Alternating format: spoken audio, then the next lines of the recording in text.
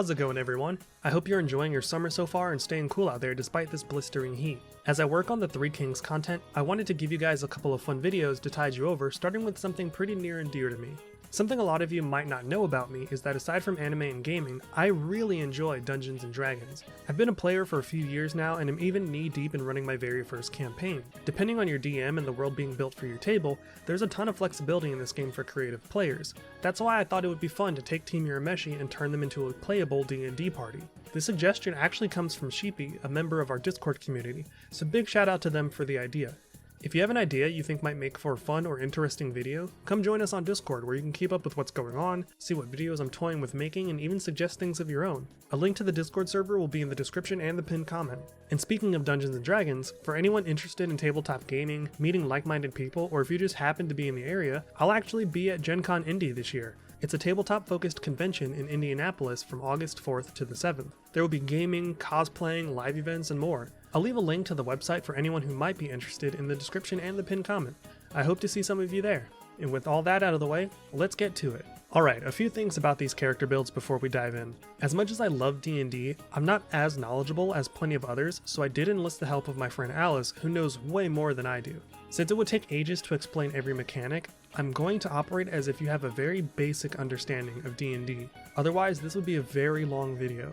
I won't be going into detail about things like the exact equipment each character will be wearing, since that mostly comes down to you and your DM. Since armor class is so heavily dependent on things like armor and shields, I won't be discussing concrete AC numbers today. So the AC you'll see at the end is just representative of Yusuke and armor that he's proficient in, but nothing fancy. It's just a baseline that'll fluctuate up or down based on what's going on at your table. I wanted to stay true to the nature of each character, but to do so I did have to take some liberties with how they're built here and there. I'll explain these as we go, but for the most part, I did try my best. My friend and I only took each character to a maximum level of 12. We could have plausibly taken them all to 20, but I figured this was a good enough starting point. This also allowed us to maximize the number of features each character gets for those who hit 11th level with one class, and 6th level for those who multi-class. Lastly, we built these characters on D&D Beyond. We turned on the optional class features and turned off the prerequisite requirements for multi-classing. As for the ability scores, we simply went with the standard array. I have access to just about every sourcebook save for the much newer ones, so if there are things that I give characters that you can't, that's probably why. So for this video, first and foremost, we have the namesake of Team Urameshi himself, Yusuke. Going off what we know about Yusuke, we needed him to fulfill two things. He needed to be able to punch things, and he needed to have some sort of access to a spell that could be used as the spirit gun. Initially, I was thinking of giving him one level of Warlock just to grant him access to Eldritch Blast, but Eldritch Blast is a cantrip, so there's no limit to how often he can use it. I wanted to limit the amount of times per day this could be used, just like in the show, but that became tricky. Not to mention, Warlocks rely heavily on the Charisma stat, which is on the opposite end of where we want our focus to be. Starting with Yusuke's race, we went with the Goliath. I knew Yusuke was going to be a strength-based character, so it came down to either this or Dwarf. We want Yusuke to hit hard and be able to take hits, so Goliath seemed more in tune with that goal. Choosing Goliath grants us a few useful traits. Yusuke's strength score increases by 2 and his constitution score increases by 1. Yusuke gains proficiency in the athletic skill. He gains access to Stone's Endurance, which once per short or long rest, when taking damage, Yusuke can use his reaction to roll a d12, add his constitution modifier to the number rolled, and reduce the damage by that total. Yusuke counts as one size larger when determining his carrying capacity and the weight he can push, drag, or lift. Lastly, he gains resistance to cold damage, which is just an added bonus. Now for the fun stuff. To really stick to Yusuke's theme of punching away his problems, we decided to multi-class him into both Barbarian and Monk. Starting with Barbarian, we took him up to 6th level. At 1st level, Yusuke gets proficiency with light and medium armor, shields, simple, and martial weapons.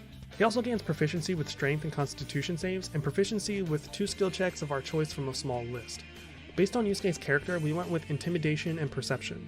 Yusuke gains access to the rage ability, which can be used as a bonus action. You can only use rage a finite number of times before you need a long rest to replenish your charges, but when you're using the ability, you have advantage on strength checks and strength saving throws. When you make a melee weapon attack using strength, you gain a bonus to the damage roll that increases as you gain levels as a barbarian, and you have resistance to bludgeoning, piercing, and slashing damage. The rage ability lasts for 1 minute or 10 rounds, but ends early if you're knocked unconscious or if your turn ends and you haven't attacked a hostile creature or taken damage since your last turn. Lastly, at 1st level, you gain the unarmored defense trait. With this, while you are not wearing any armor, your AC equals 10 plus your dexterity modifier plus your constitution modifier. You can use a shield and still gain this benefit though. and while this might be helpful in the beginning, unarmored defense does kind of peter off in the mid game, so there will come a point where you might start relying on armor, but that's perfectly okay. At second level, Yusuke gets Reckless Attack and Danger Sense. When you make your first attack on your turn, you can decide to activate Reckless Attack. By doing so, you gain advantage on melee weapon attacks that use strength during this turn. However, this also causes attack rolls against you to have advantage until your next turn. With Danger Sense, you have advantage on dexterity saving throws against effects you can see such as traps and spells, but in order to utilize this you can't be blinded, deafened, or incapacitated. At third level, Yusuke gets Primal Path and Primal Knowledge. Primal Path is where you get to choose your Barbarian subclass, which will grant us further bonuses. For Yusuke, I thought it fitting to go with Path of the Berserker. This grants us access to Frenzy, which bolsters our rage ability.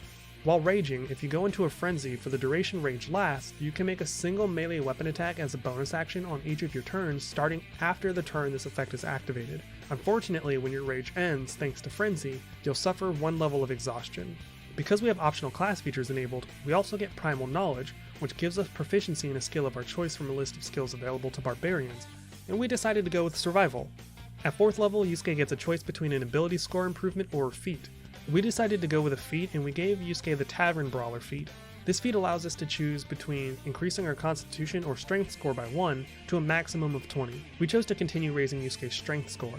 It also gives us proficiency with improvised weapons, our unarmed strikes use a d4 for damage, and when you hit a creature with an unarmed strike or an improvised weapon on your turn, you can use a bonus action to attempt to grapple the target. At 5th level, Yusuke gets an extra attack, so now you can attack twice instead of once whenever you make the attack action on your turn. Yusuke also gets the fast movement feature, which increases your speed by 10 feet whenever you're not wearing heavy armor.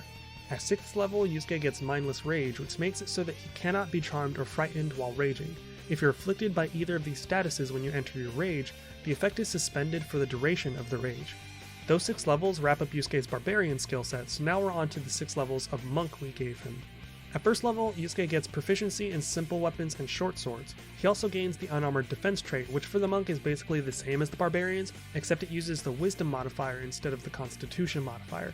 However, this is a redundancy that doesn't stack with the barbarian's unarmored defense trait. For Yusuke, it's best to go with barbarian's formula since we won't end up investing in wisdom for this build. Yusuke also gets the martial arts trait, which gives him mastery of combat styles that use unarmed strikes and monk weapons. Basically, you gain the following benefits while you're unarmed or wielding only monk weapons and you aren't wearing armor or wielding a shield. You can use dexterity instead of strength for the attack and damage rolls of your unarmed strikes and monk weapons.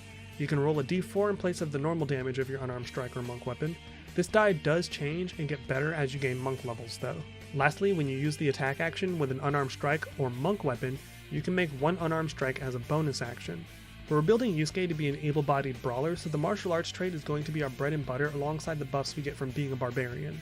At 2nd level, Yusuke gets key points which you can spend to use different actions during your turn, such as Flurry of Blows, which immediately after you make the attack action on your turn, you can spend 1 key point to make 2 unarmed strikes as a bonus action. You get Patient Defense, which you can spend 1 key point to take the dodge action as a bonus action on your turn. Or you can use Step of the Wind, which you can spend 1 key point to take the disengage or dash action as a bonus action on your turn, and your jump distance is doubled for the turn. Your monk level determines the number of key points you have, and when you spend a key point, it is unavailable until you finish a short or long rest, at which time you replenish all of your expended ki. So it is a finite pool, meaning you've got to think about how and when to spend them a bit. It also depends on how lenient your DM is with short and long rests. Alongside key points, you'll also get the unarmored movement trait, which increases your speed by 10 while you're not wearing armor or wielding a shield. At 3rd level, Yusuke gets access to his monk subclass, and for this we went with Way of the Ascended Dragon, which I know is probably a weird choice for some of you, but bear with me. With this subclass comes a few traits we can put to use right away. First up, we have the Draconic Disciple trait, which grants us 3 benefits. We get Draconic Presence, which if you fail an Intimidation or Persuasion check, you can use your reaction to re-roll that check. Once this feature turns a failure into a success, it can't be used again until you finish a long rest. Given Yusuke can be pretty intimidating to his enemies, it's important for him to be able to properly pass these checks in clutch situations, so this is incredibly helpful for role-playing purposes. Next, we get what amps our damage output more depending on the circumstances, and that's Draconic Strike. When you damage a target with an unarmed strike, you can change the damage type to acid, cold, fire, lightning, or poison. If you discover an enemy is resistant to your preferred element, you can switch it up and get solid strikes in, Or better, if you discover an enemy is vulnerable to one of the damage types available to you, you can really pump out some nasty damage fast. Lastly, and least important thematically, is Tongue of the Dragon, which just allows you to speak, read, and write Draconic or one other language of your choice. If you end up in a dragon-heavy campaign, this could also come in handy. I'm sure some of you are wondering where the Spirit Gun factors into this build, and that's actually why we chose Way of the Dragon subclass. It grants us access to the Breath of the Dragon feature. When you take the attack action on your turn, you can replace one of the attacks with an exhalation of Draconic energy in either a 20-foot cone or a 30-foot line that is 5 feet wide. The choice is yours. You choose the damage type, acid, cold, fire, lightning, or poison, and each creature in that area must make a dexterity saving throw against your key save DC, taking damage of the chosen type equal to 2 rolls of your martial arts die on a failed save, or half as much on a successful one. You can use this feature a number of times equal to your proficiency modifier, and you regain all expended uses when you finish a long rest. While you have no remaining uses, you can spend 2 key points to use this feature again. I know it's described as a breath weapon, but you could easily roleplay some flavor onto this to make it fire from the tip of your finger, like one of Yusuke's massive spirit guns, with the 30-foot line being the spirit gun and the 20-foot cone being roleplayed like the shotgun, since it covers a wider but shorter range. Make sure you talk to your DM about reflavoring stuff before just doing it. While I would totally allow it at my table as long as you're still mechanically using it properly, some DMs are a bit more strict. This was the only way my friend and I could both make Yusuke an all-out brawler while also giving him access to a magic projectile with limited uses. If you have a better suggestion for making this work, I'd love to hear it in the comments. Lastly, for 3rd level, we get the Deflect Missiles feature. You can use your reaction to deflect or catch the missile when you are hit by a ranged weapon attack, specifically a weapon attack. When you do so, the damage you take from the attack is reduced by 1d10 plus your dexterity modifier plus your monk level. If you reduce the damage to 0 in this way, you can catch the missile if it is small enough for you to hold in one hand and have at least one hand free. If you catch the missile, you can spend 1 key point to make a ranged attack with it as part of the same reaction. At 4th level, Yusuke gets a choice between an ability score improvement or a feat. We decided to go with the Tough feat to give Yusuke a bit more survivability. The Tough feat increases your hit point maximum by an amount equal to twice your level when you gain the feat. Whenever you gain a level from this point forward, your hit point maximum increases by an additional 2 points. This makes it safer to keep Yusuke on the front lines. He can take more hits and stay standing for longer. You also get the Slow Fall feature, which allows you to use your reaction when you fall to reduce any falling damage you take by an amount equal to 5 times your monk level.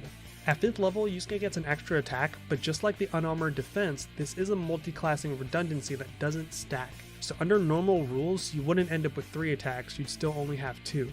Depending on what level your DM expects your party to be when the campaign ends, I would say it's worth talking to them to see if they would allow you to utilize the extra attack feature from both classes. Although balancing issues could very well be brought up, it never hurts to ask.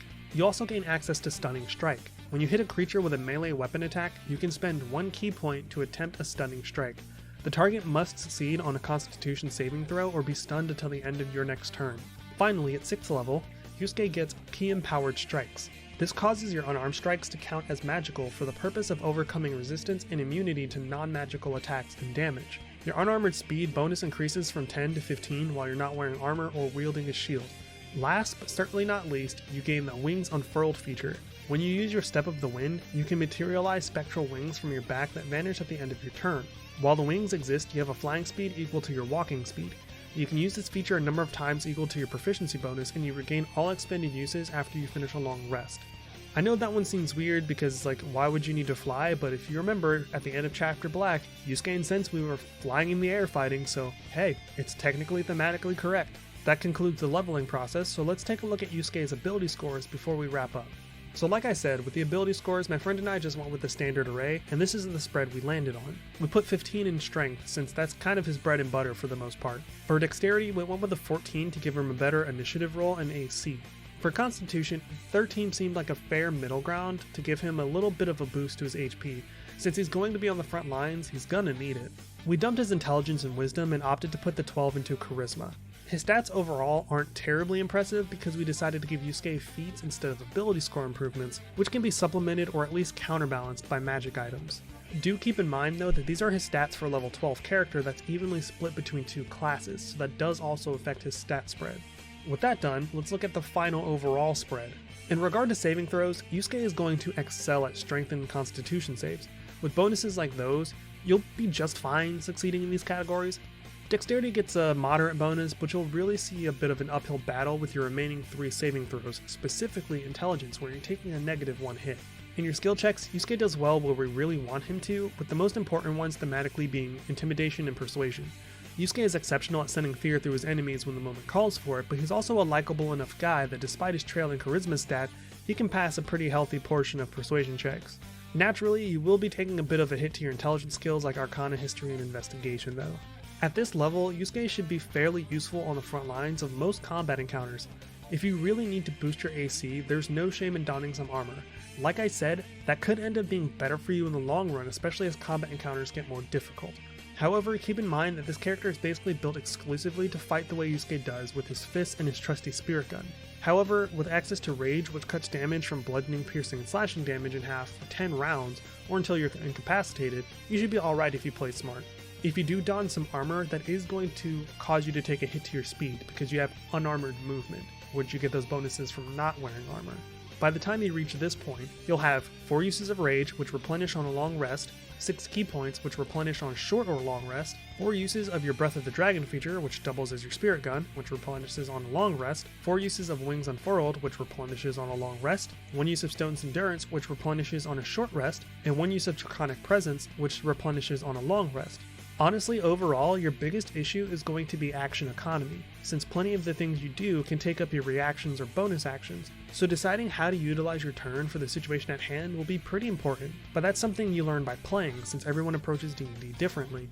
The main selling point of this build is a compromise between survivability and being able to attack up to 4 times in one turn if you have the key points available to use Flurry of Blows. Remember, you can assign one of the aforementioned damage types to your punches by now, and your fists count as magical weapons, so you can overcome resistances to non-magical weapon attacks. Yusuke has a plus 8 to hit, which will help you overcome the higher AC of tougher monsters, and then if you strike 4 times, that's essentially 4d6 plus 16 if all 4 strikes connect, on top of any potential crits or elemental vulnerabilities. Your first priority on round 1, especially during tougher combat, if you have the available resources, should always be to use Rage in order to mitigate damage from bludgeoning, slashing, and piercing damage.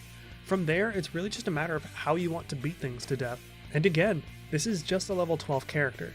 If your DM takes the campaign higher, you'll have even more opportunities to strengthen this build in your own way. You can continue to split levels evenly, or you can favor one over the other. Either way, that does wrap up Yusuke as a D&D character. With Yusuke done, let's move on to Kazuma Kuwabara, who kind of had my friend and I stumped at first. We needed Kuwabara to act as the heart of the group, but also find a class that fit his style as well as his goofy personality. However, we also didn't want to go too far outside what makes sense for him thematically with his spell choices. Ultimately, we landed on the Bard class. To try to keep things moving steadily without getting too bogged down in the weeds, I've decided to simply list the spells we gave Kuwabara at the end, instead of doing it during the level up process. Let's start with his race first. For Kuwabara, we went with just a standard human, which grants him +1 to all his ability scores and knowledge of an extra language. We weren't sure what to go with since every D&D table is different, so we just chose Infernal and kept it moving. You're free to choose whatever seems like it'll be the most relevant in your campaign though. Moving on to his class, unlike Yusuke, we went full Bard for all 12 levels.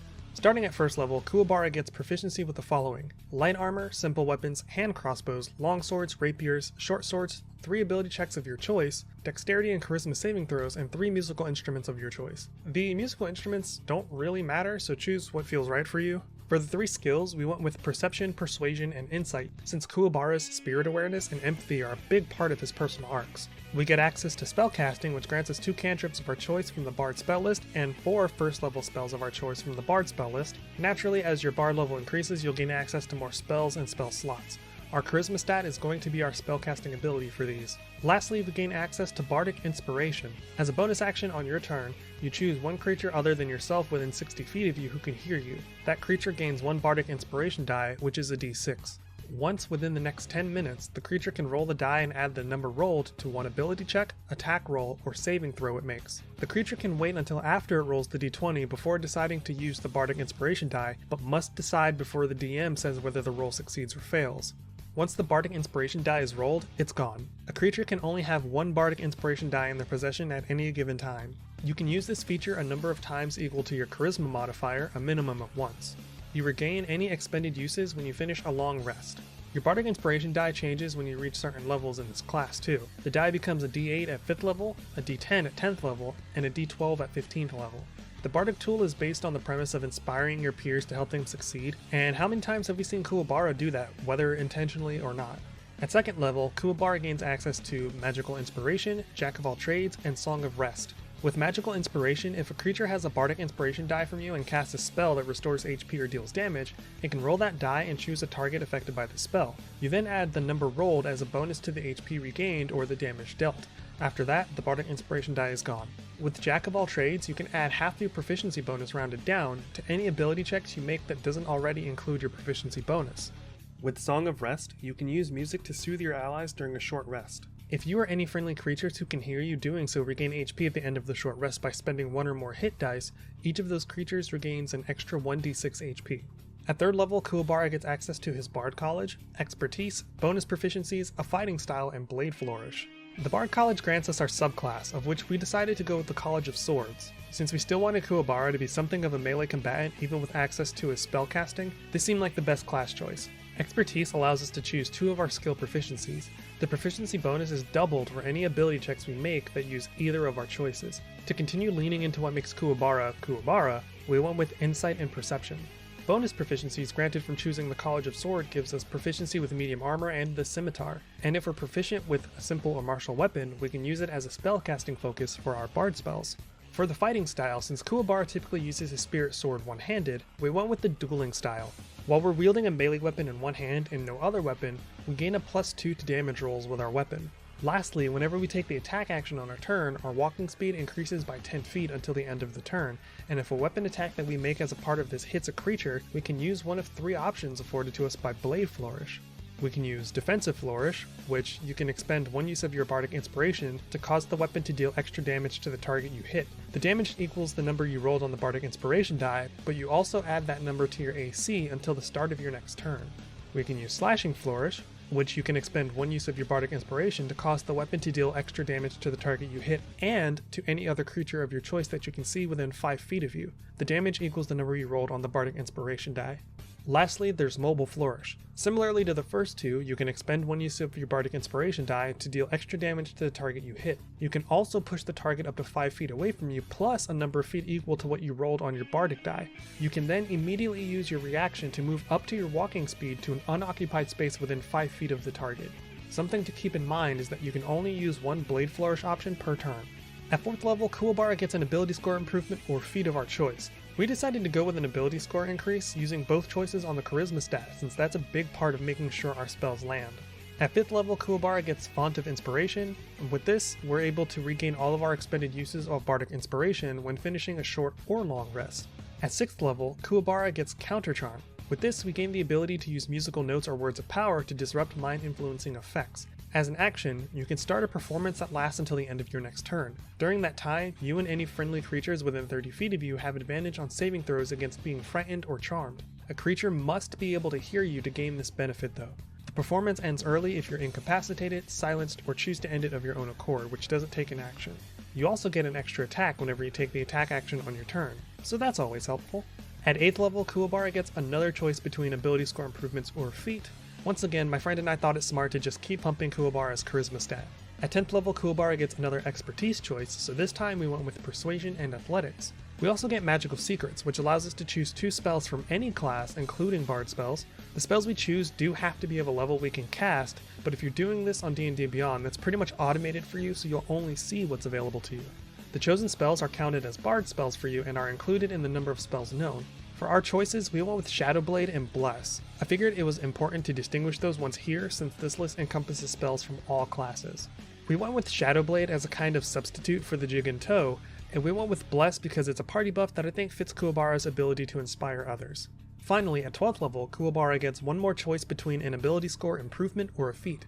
We decided to go with the Lucky feat. With Lucky, you have 3 luck points. Whenever you make an attack roll, an ability check, or a saving throw, you can spend 1 luck point to roll an additional d20. You can choose to spend 1 of your luck points after you roll the die, but before the outcome is determined. You choose which of the d20s is used for the situation then. You can also spend 1 luck point when an attack roll is made against you. Roll a d20 and then choose whether the attack uses the attacker's roll or yours.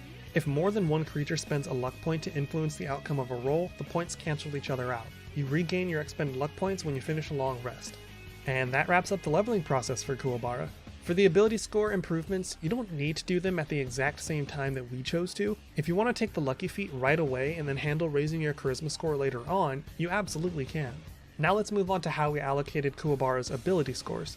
The spread we landed on was 12 in strength, 14 in dexterity, 15 in constitution. We dumped Kuwabara's intelligence with the 8, and put a 10 in wisdom and 13 in charisma. We put the 15 in constitution and the 14 in dexterity in order to give Kuwabara a bit of survivability in the event anything decides to get up in his face. Even though charisma is our main stat, a 13 there still puts this fairly high with the other boosts afforded by our build. So if your DM takes your campaign beyond level 12, there will be other opportunities for you to max out Kuwabara's charisma. For Kuwabara's background, we just went with Athlete, which gives him proficiency with athletics, acrobatics, and land vehicles. You can change this up to be however you want though, it's really not a big deal. I think I forgot to mention this with Yusuke, so when it comes to background, you can do basically whatever you want, it's mostly min-maxing at that point.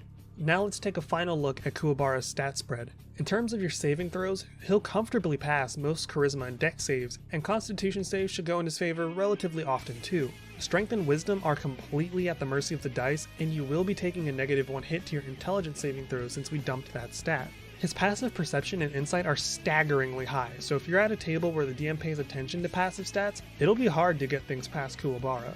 For your skill checks, Kuwabara has a very healthy spread on what he can comfortably do. Like, look at this madness. He'll be able to persuade the pants off of just about anyone. He'll be able to perceive plenty of information about his surroundings with his spiritual awareness, and read people's body language and surface emotions with that insight stat.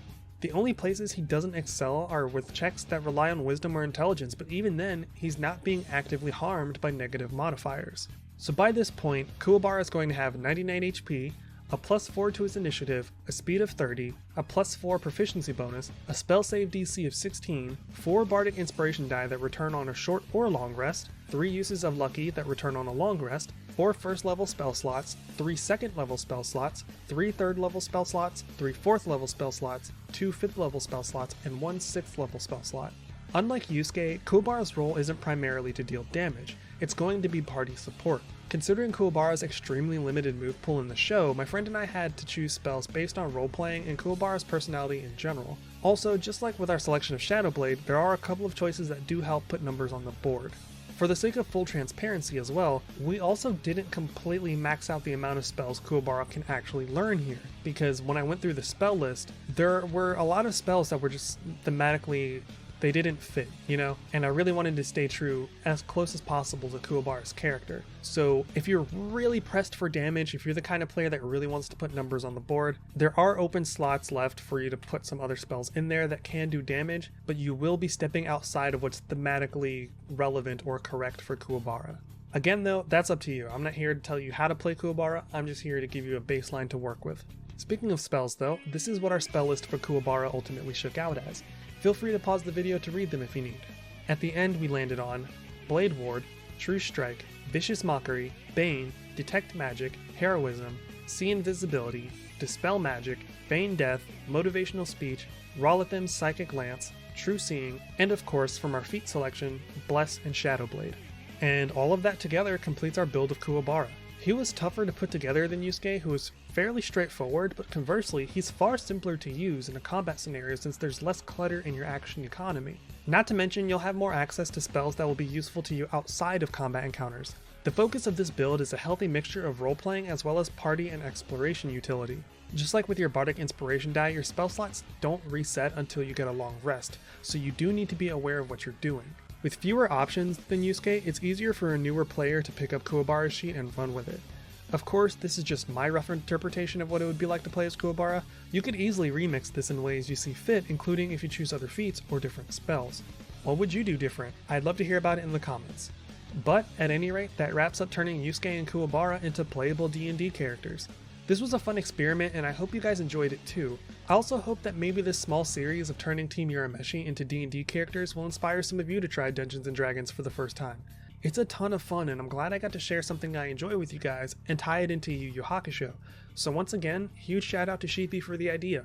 Kurama and Hiei are up next, so be on the lookout for that while I continue working on the Three Kings video essay. If there are any video ideas you'd like to suggest, or if you want to keep up with what's on the itinerary after Three Kings, hop on over to the Somewhere Past Never Discord server and say hello. Links to the server and to the GenCon page will be in the description and pinned comment. Shout out to these lovely Patreon people for the continued support. I do plan to rework my Patreon a bit before the Three Kings video comes out so that I can get back into more regularly updating it. Either way, remember to take care of yourselves and others. I hope your days are Saturnian, and as always, thanks for watching.